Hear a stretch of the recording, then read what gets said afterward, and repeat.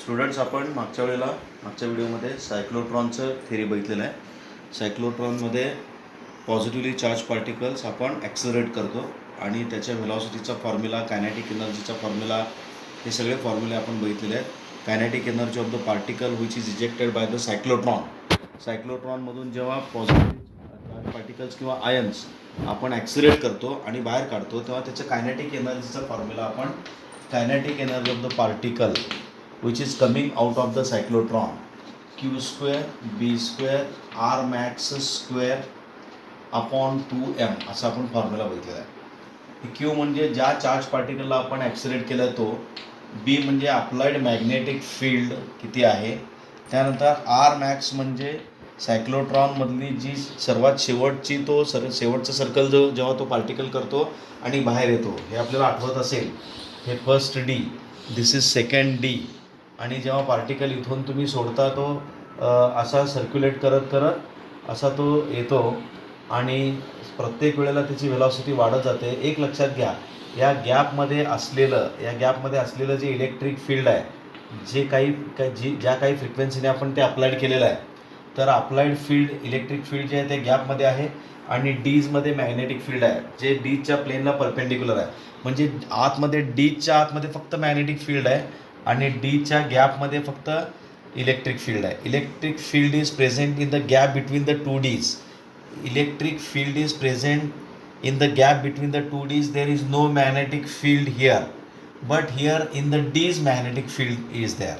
डीजमध्ये मात्र magnetic field आहे आणि गॅपमध्ये इलेक्ट्रिक फील्ड आहे. गॅपमधला इलेक्ट्रिक फील्ड प्रत्येक वेळेला चार्जला ॲक्सिलेट करतो आणि ह्या डीजमधला मॅग्नेटिक फील्ड त्याला काय करतो, सर्क्युलेट करतो. कारण in magnetic field experienced here by the charge which is entering any of the DS.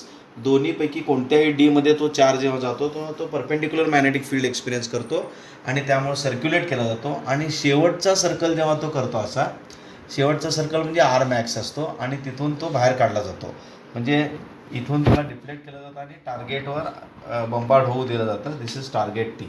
So this is how the charge particle is accelerated and this is the R max. तुम्हाला एक लक्षात घ्या, हा छोट्यातला छोटा semi circle करायला जेवढा वेळ लागतो तेवढाच वेळ ह्या मोठ्यातला मोठा सर्कल करायला पण लागतो. म्हणजे ही रेडियस जास्त असली तरी वेळ तेवढाच आहे. याचा अर्थ पार्टिकलचं इलेक्ट्रिक फील्डमुळे जेव्हा गॅपमध्ये पार्टिकल येतो तेव्हा या डीमध्ये जात असताना वेगाने जातो, सेमी सर्कल करतो आतमध्ये तो मॅग्नेटिक फील्डमुळं, आणि पुन्हा बाहेर येतो, पुन्हा पुन्हा येतं त्याचं ॲक्सिलरेशन होतं, पुन्हा सेमी सर्कल करतो, पुन्हा ॲक्सिलरेशन होतं, पुन्हा सेमी सर्कल करतो, पुन्हा ॲक्सिलरेशन होतं, पुन्हा सेमी सर्कल करतो, पुन्हा ॲक्सिलरेशन होतं, पुन्हा सेमी सर्कल करतो. ही प्रक्रिया, this process goes on repeating and hence after the last circle, after completion of the last circle, it comes out and hits the target.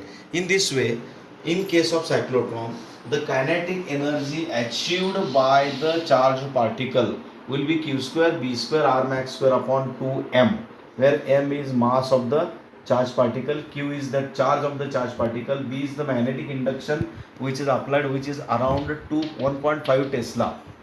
Such a large magnetic field is applied here.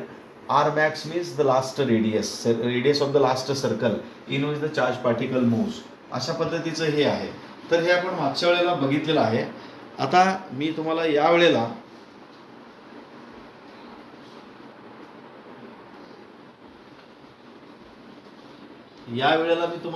पुढचा point सांगणार आहे. तो म्हणजे तो point आहे helical motion. Helical motion म्हणजे काय? Helical motion आतापर्यंत आपण काय बघितलंय, मॅग्नेटिक फील्ड असा आहे, चार्ज पार्टिकल असा त्याला एंटर करतोय, किंवा मॅग्नेटिक फील्ड असा आहे, चार्ज पार्टिकल त्याला असा एंटर करतो. म्हणजे perpendicular velocity of the charge particle and magnetic induction, हे दोन्ही आतापर्यंत आपण परपेंडिक्युलर असताना बघितलेले आहेत. सायक्लोट्रॉनमध्ये सुद्धा V is perpendicular to B. V म्हणजे velocity of the charge particle आहे आणि बी म्हणजे मॅग्नेटिक इंडक्शन आहे. तर हे दोन्ही आत्तापर्यंत परपेंडिक्युलर असतानाचे तुम्ही पाहिलेले आहेत. समजा आपण एक केस कन्सिडर करूया. Suppose this is positive x direction, this is positive Y direction, आणि वेलॉसिटी आपण अशी ठेवलेली आहे. वेलॉसिटी या दिशेने म्हणजे प्लेनमध्ये आहे. आता आपण म्हणजे मॅग्नेटिक फील्डची दिशा वाय डायरेक्शनमध्ये आहे आणि पार्टिकल एक्स डायरेक्शनमध्ये फिरतोय, किंवा मॅग्नेटिक फील्डची दिशा एक्स डायरेक्शनमध्ये आहे, पार्टिकल वाय डायरेक्शनमध्ये जातोय, अशी केस नसून पार्टिकलची व्हेलॉसिटी जी आहे, velocity of the charge particle is making some angle theta with the direction of magnetic field. Suppose direction of magnetic field is along X axis, म्हणजे असं मॅग्नेटिक फील्डची दिशा आहे, मॅग्नेटिक लाईन्स ऑफ फोर्स अशा जात आहेत आणि व्हेलॉसिटी ऑफ द पार्टिकल अशी आहे. तर त्या केसमध्ये काय होतं हे आता आपण बघणार आहोत. म्हणजे velocity has both components, x component as well as Y component. म्हणजे व्हेलॉसिटीला दोन्ही कॉम्पोनंट्स आहेत, एक्स कॉम्पोनंट पण आहे आणि वाय कॉम्पोनंट पण आहे. म्हणजे मॅग्नेटिक फील्डला पॅरलल कॉम्पोनंट पण आहे आणि मॅग्नेटिक फील्डला परपेंडिक्युलर कॉम्पोनंट पण आहे. तर या केसमध्ये काय होतं बघा, आपण बघितलं मॅग्नेटिक फोर्स जो असतो तो Q into V cross B असतो. म्हणजे जर तुम्ही एक्स डायरेक्शन कॉम्पोनंट जर कन्सिडर केला, एक्स डायरेक्शनमधला व्हेलॉसिटीचा कॉम्पोनंट जर कन्सिडर केला, तर एफ एमचा फॉर्म्युला काय येईल बघा, F M is equal to Q into V X cross B. परंतु but V X is parallel to B, इथं तुम्हाला दिसतं एक्स डायरेक्शनमध्ये व्हेलॉसिटी ऑफ द पार्टिकल जर तुम्ही कन्सिडर केली आणि बी जर त्याच डायरेक्शनमध्ये कन्सिडर केलं, तर व्ही एक्स आणि बी पॅरलल आहेत. आणि जे दोन वेक्टर पॅरलल असतात त्यांचा क्रॉस प्रोडक्ट किती येतो बघा, V X cross B comes out to be 0. So magnetic force experienced by the charge particle in x direction is 0. Magnetic force experienced by the charge particle which is moving initial velocity along the direction of v as shown in the figure, अशी velocity आहे. Magnetic field असा आहे, charge particle असाही जात नाही किंवा असाही जात नाही. म्हणजे it is neither parallel to the magnetic induction or perpendicular to magnetic induction. आत्तापर्यंत आपण ज्या केसेस बघितलेल्या आहेत त्याच्यामध्ये velocity of the charge particle is always perpendicular to magnetic induction, अशी केस आहे. मात्र आता जे आपण कन्सिडर करतोय ती व्हेलॉसिटी या डायरेक्शनमध्ये आहे. म्हणजे it is making some angle theta with the X axis, that is the direction of magnetic induction. Magnetic इंडक्शनच्या डायरेक्शन बरोबर velocity of the particle is making certain angle. That means the velocity of the particle is neither along x axis nor along y axis but some other direction. So we can convert this velocity into two components, velocity of x axis along x axis आणि velocity along y axis, असे दोन components आपण त्याचे करू शकतो. आणि एक component जेव्हा तुम्ही कन्सिडर करताय तो पॅरलल कंपोनेंट आहे. म्हणजे velocity of the particle along x axis चा जो कंपोनेंट vx आहे तो जर b ला पॅरलल असेल तर magnetic force expressed by the charge particle will be 0. जर व्हेलॉसिटी अलॉंग वाय ॲक्सिस असलं असतं तर आपल्याला माहित आहे की तो सर्कल करतो. कारण जेव्हा मॅग्नेटिक इंडक्शनला velocity of the charge particle perpendicular असते तेव्हा तिथं सर्क्युलर मोशन पॉसिबल असतं. हे मी ऑलरेडी सांगितलेलं आहे. म्हणजे आपण सायक्लोट्रॉनच्या केसमध्ये पण बघितलेलं आहे, velocity perpendicular to the direction of magnetic field. हे कुठं बघितलं आपण, हे डीच्या केसमध्ये बघितलं.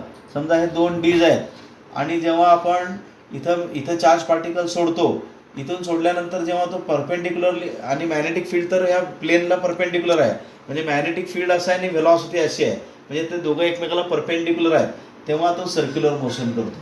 पुन्हा जेव्हा तो इलेक्ट्रिक फील्डमध्ये येतो ॲक्सिलेट होतो, पुन्हा तो मोठ्या सर्कलने आत जातो, मोठ्या स्पीडने आत जातो आणि त्याला सेमी सर्कलमध्ये परत मॅग्नेटिक फील्ड ठेवतं सेमी सर्कलमध्ये, पुन्हा इलेक्ट्रिक फील्डमध्ये येतं, पुन्हा ॲक्सिलेट होतो, पुन्हा मोठ्या वेलॉसिटीने तो आत जातो.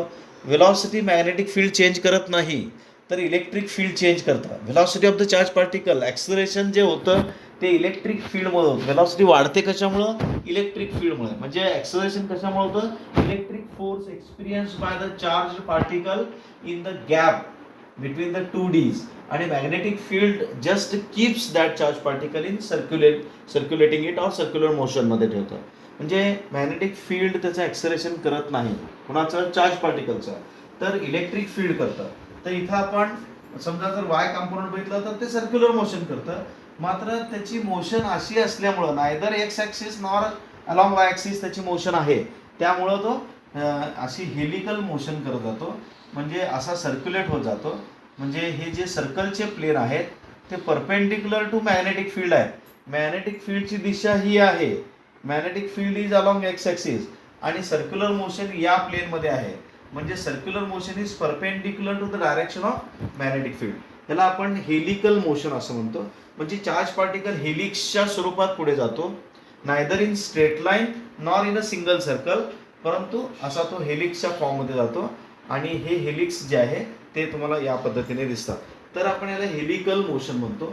आणि ही जी फिगर आहे त्याला आपण हेलिक्स असं म्हणतो. So this is helix. Helix स्ट्रक्चरमध्ये तो चार्ज पार्टिकल पुढे जातो. So this is the first point, today's first point. What is helical motion? What is helical motion? So this is something about helical motion. In next video we will see some next point.